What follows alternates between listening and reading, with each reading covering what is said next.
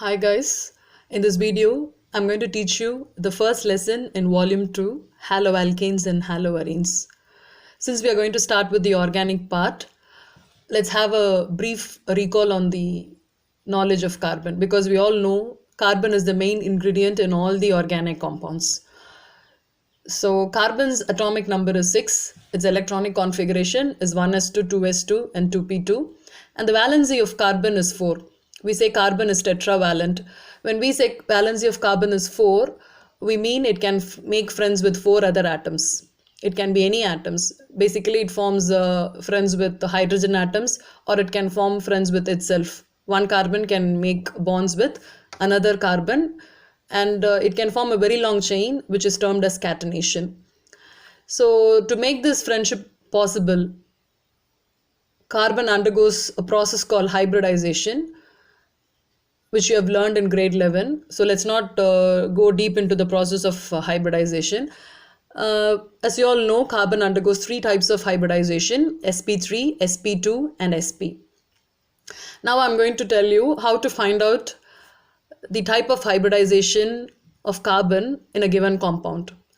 When carbon forms a single bond with another carbon, which means it forms one sigma bond, then the hybridization of carbon is sp3. If carbon forms a double bond with another carbon, it means it forms one sigma and one pi bond. Then the hybridization of carbon in this particular compound is sp2. When carbon forms a triple bond, which means one sigma and two pi bonds, then the nature of hybridization of carbon is sp. So remember, when there is one sigma, which means one single bond, then the hybridization of carbon is sp3. When there is a double bond, sp2 hybridization. When there is a triple bond, sp hybridization. So now we are going to see carbon forming a single bond with another atom. As I said earlier, carbon's valency is 4. It is tetravalent. So I have written 4 bonds. Carbon can form covalent bonding with any other atoms. So in this example, the simplest compound of carbon is where it makes bonding with 4 hydrogen atoms. We call this as methane. This is the simplest member in the family of alkanes. Alkanes are nothing but carbon forming single bonds with another carbon. So I have written 2 examples: CH4, which is named as methane, CH3 bond CH3, which is named as ethane. So we have studied about this in grade 11. When there is one carbon atom, we use the prefix meth. When there are 2 carbon atoms, we use the prefix eth.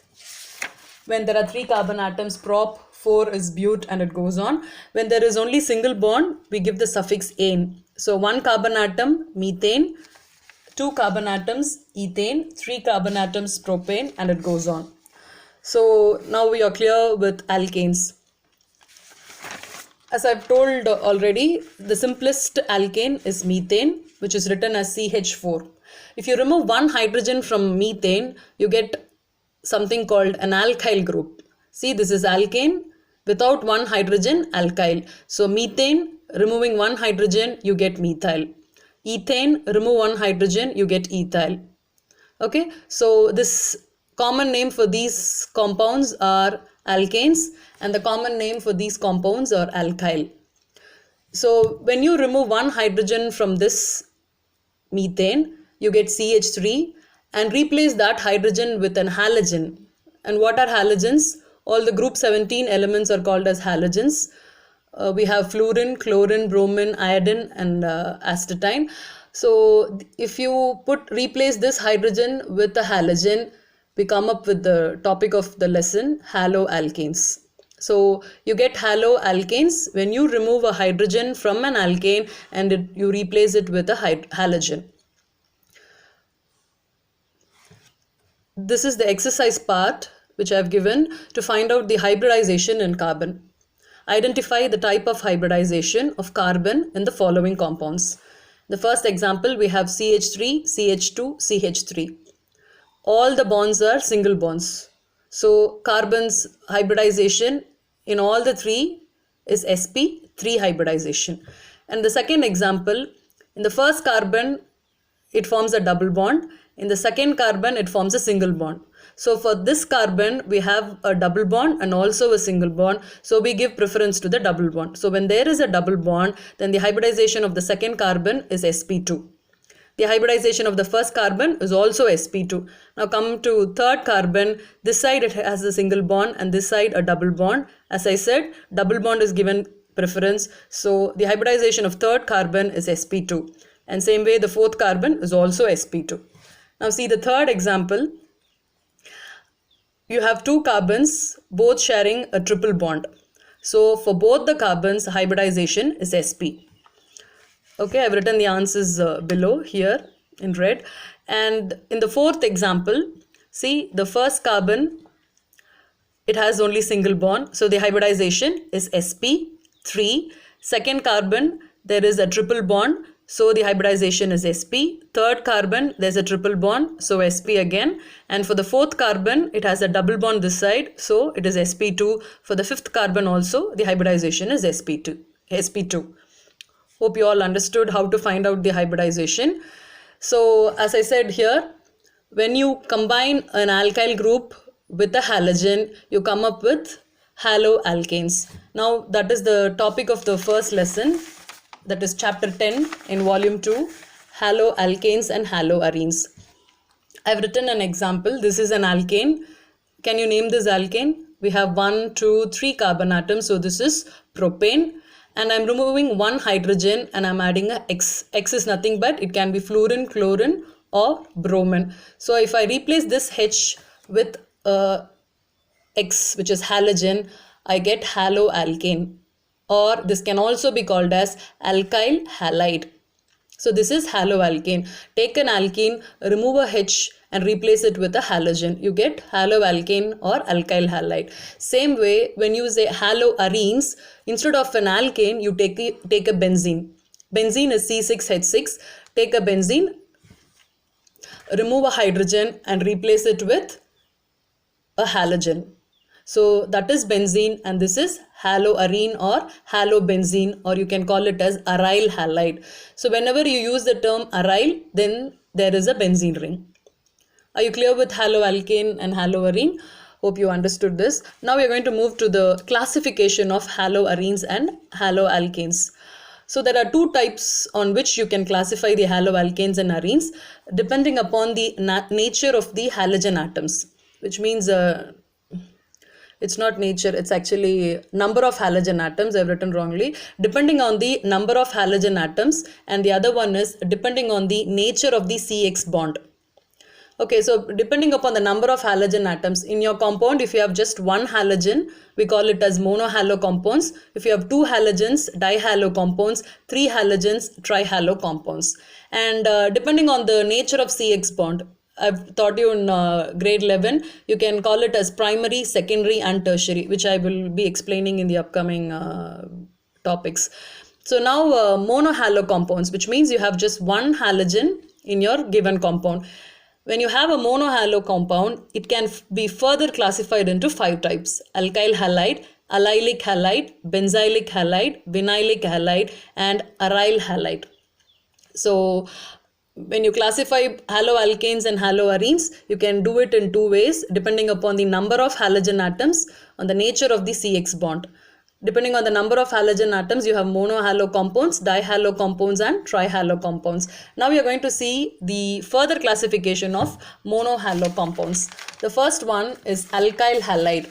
I've told you, you have 5 types in monohalo compounds: alkyl halide, allylic halide, benzylic, vinylic and aryl. When you take alkyl halide, if your halogen is attached to an alkyl group which is sp3 hybridized, so your carbon would be sp3 hybridized, then we call it as alkyl halide. I've written 2 examples: CH3Cl, CH3, CH3Br.